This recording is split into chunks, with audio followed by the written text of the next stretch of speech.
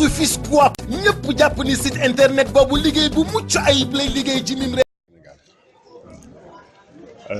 L'Assemblée générale ordinaire des éclaireuses et éclaireurs du Sénégal est un moment particulier de la vie de l'association. C'est une instance statutaire qui réunit l'ensemble des responsables de l'association tous les 3 ans et qui permet d'évaluer les actions menées au cours de ce triennat, d'élire de nouveaux responsables pour l'association et de définir de nouvelles orientations. Celle que nous venons d'ouvrir va avoir une touche particulière en ce qu'elle va constituer un moment particulier de revisite de nos textes. Parce que comme vous le savez, l'Association des éclaireurs et éclaireurs du Sénégal, le SCOUT sénégalais en général, est membre de l'Organisation mondiale du mouvement scout. Et dans le cadre du mouvement mondial, il a été défini des outils de soutien au management, à la gestion des associations. Et nous avons eu à conformer la Confédération sénégalaise de scoutisme à ces nouvelles normes. Il appartient à chacune des associations membres de la Confédération sénégalaise de scoutisme de conformer les textes de son association aux normes internationales. Et donc ça va permettre, nous allons au cours de cette assemblée générale donner des orientations qui vont dans ce sens à la nouvelle équipe que nous allons élire. Du point de vue de notre ancrage au niveau national, nous sommes dans toutes les régions du Sénégal. Nous y sommes à plusieurs niveaux. D'abord, au niveau pédagogique, nous encadrons des associations, des unités scouts de jeunes et à qui nous inculquons les valeurs scouts de manière générale. Et nous sommes également présents au niveau des populations de manière globale à travers l'ONG Jeunesse et Développement qui, comme vous le savez, est l'ONG des éclaireuses et éclaireurs du Sénégal. Et à ce titre, nous avons eu à mener et nous menons encore divers projets qui vont dans le sens du développement des populations, qui vont également dans le sens du développement de la citoyenneté au niveau des populations et qui participent à éliminer, sinon en tout cas à réduire la pauvreté au niveau rural en particulier. Vous pouvez revenir sur les nouvelles orientations que vous allez adopter à l'issue de cette mission? Alors les nouvelles orientations, je ne peux pas les donner parce que ce n'est pas à moi de les donner, c'est à l'Assemblée d'en discuter et d'en convenir. Peut-être qu'à la fin, lorsque nous allons clôturer l'Assemblée générale, on pourra y répondre de manière beaucoup plus précise. Mais c'est à l'Assemblée de définir ces orientations et de les indiquer à la nouvelle équipe qui va être élue. Au niveau de la citoyenneté, quel est le travail que vous êtes en train de faire? Nous participons à la formation des populations, notamment pendant les élections. Nous travaillons au sein de l'ONG avec Enda Thiermon, au niveau de Diapol notamment, et à l'encadrement des populations et à la préparation à l'exercice de leurs droits civiques.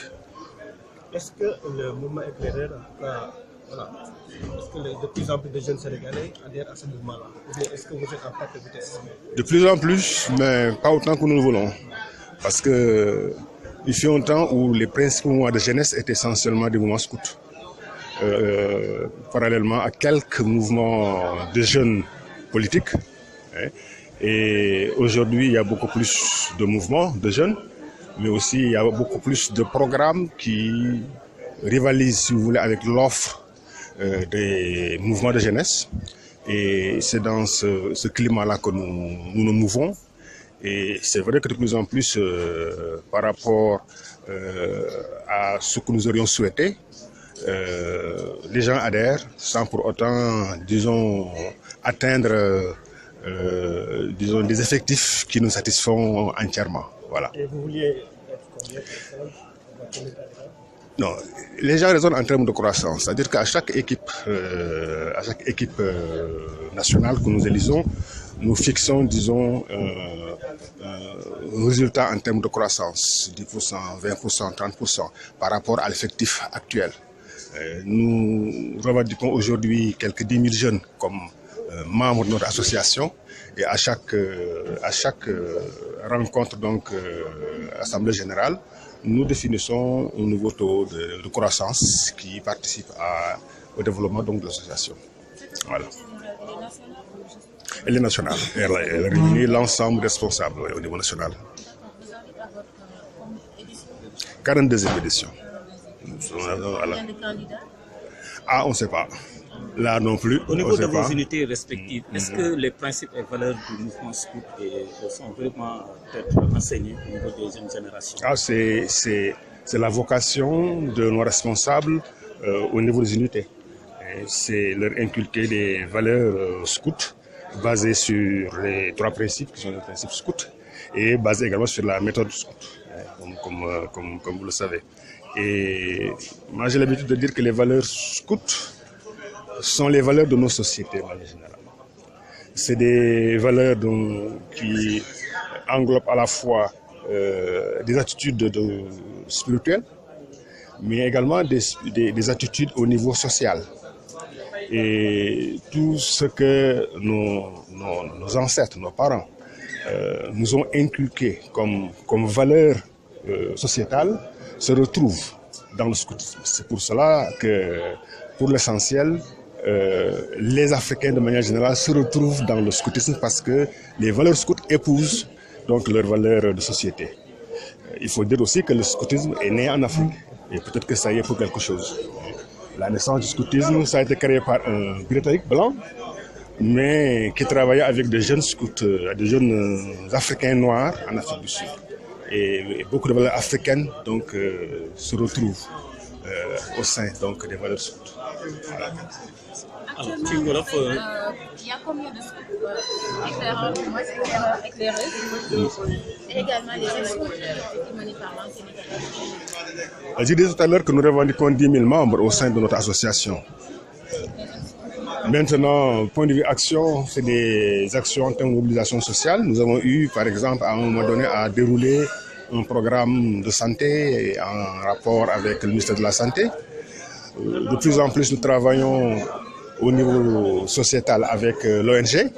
Et l'ONG participe à travers divers projets donc, au développement socio-économique donc, des populations rurales. Notamment dans la région de Mboro, nous avons un projet Diapo qui travaille donc avec les femmes.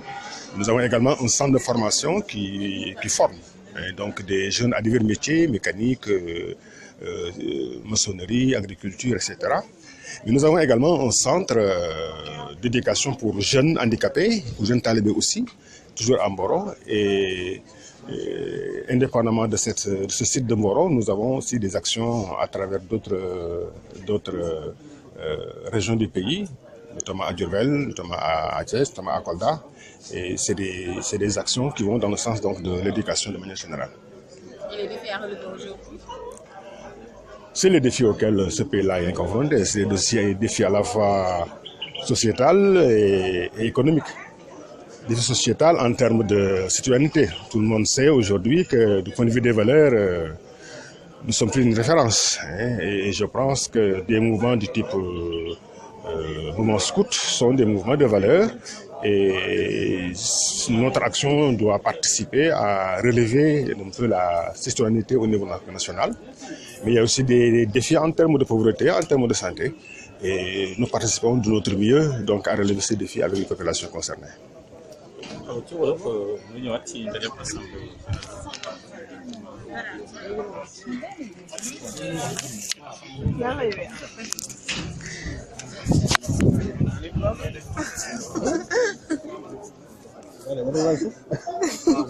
Let's get it.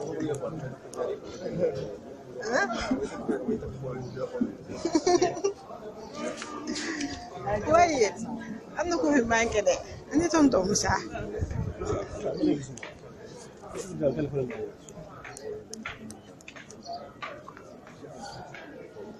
Sénégal. L'Assemblée générale ordinaire des éclaireuses et éclaireurs du Sénégal est un moment particulier de la vie de l'association. C'est une instance statutaire qui réunit l'ensemble des responsables de l'association tous les 3 ans.